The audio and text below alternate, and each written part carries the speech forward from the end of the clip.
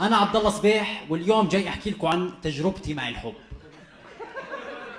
ما كانتش نكتة. ترى إحنا اللافقريات برضو عندنا مشاعر. أنت بتكون نايم هيك، فجأة بيطلع صوت من جنبك. شو بتساووا؟ شو في؟ أنا تحت الحرام شوي بتقول له حبيبي تعبانة. بقولها في واوا. بتقول له طبعا أنا تحت الحرام قولوني بنفخ قاعد.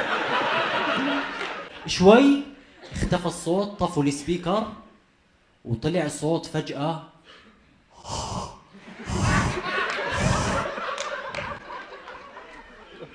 شو بلشتوا؟ طب استنوني انام اقل ما فيها.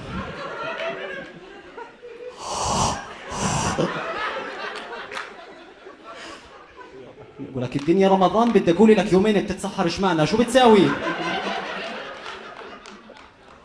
خلاص يلعن عرض هالقصة. رفعت الحرام لقيته واقف عند الشباك برسم حرف حبيبته على القزاز.